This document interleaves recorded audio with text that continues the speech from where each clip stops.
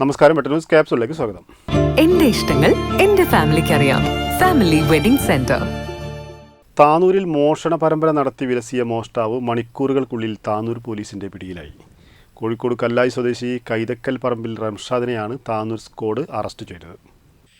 വ്യാഴാഴ്ച പുലർച്ചെയാണ് താനൂരിലെ വിവിധ ഭാഗങ്ങളിൽ യുവാവ് മോഷണം നടത്തിയത്. പെരിന്തൽമണ്ണയിൽ നിന്നും മോഷണം പോയ ഓട്ടോറിക്ഷയിൽ വ്യാജ നമ്പർ പ്ലേറ്റ് പതിപ്പിച്ചാണ് യുവാവ് താനൂരിലെത്തിയത്. നടക്കാവിലെ പാർക്കിംഗ് യാർഡിൽ നിർത്തിയിട്ടിരുന്ന 3 സ്റ്റാർ സിമന്റ് എന്ന സ്ഥാപനത്തിന്റെ ഉടമസ്ഥതയിലുള്ള ലോറിയിൽ നിന്ന് ബാറ്ററികൾ അഴിച്ചെടുത്തു. ഇവ കൊണ്ടുപോകാനായി ഓട്ടോയിൽ കയറ്റിയിരുന്നു. പിന്നീട് തീരുമാനം മാറ്റിയ പ്രതി താനൂർ ബൈപ്പാസ് റോഡിന് സമീപം താമസിക്കുന്ന ഷെഫീഖിന്റെ വീട്ടുമുറ്റത്ത് നിർത്തിയിട്ടിരുന്ന KC താനൂർ എന്നയാളുടെ മോട്ടോർ സൈക്കിൾ മോഷണം നടത്തി.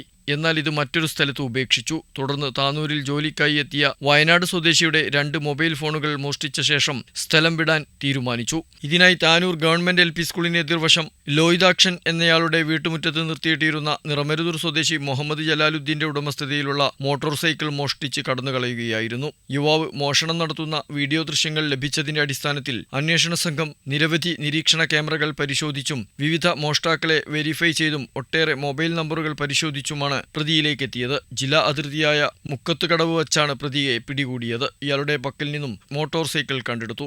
ജില്ലാ പോലീസ് മേധാവി R വിശ്വനാഥിന്റെ നിർദ്ദേശപ്രകാരം Tanur DYSP P Pramod, CI Tony J മറ്റും എന്നിവരുടെ നേതൃത്വത്തിൽ Tanur squad SI KA Pramod, ASI മാരായ K സലേഷ്, സജിനി, CPOമാരായ സനീഷ്, ബിജോയ്, ഷൈൻ, ലിബിൻ, മുഹമ്മദ് കുട്ടി എന്നിവർ അടങ്ങുന്ന സംഘമാണ് പ്രതിയെ പിടികൂടിയത്. മഞ്ചേരി, വണ്ടൂർ, കൊണ്ടോട്ടി, തിരൂരങ്ങാടി, കോഴിക്കോട് ജില്ലയിലെ വെള്ളയിൽ, പന്നിയങ്കര, കാസർഗോഡ്, കുമ്പള എന്നീ സ്റ്റേഷനുകളിലായി 50ഓളം കേസുകളിൽ പ്രതിയാണ് ഇയാൾ. വെട്ടം ന്യൂസ്, താനൂർ.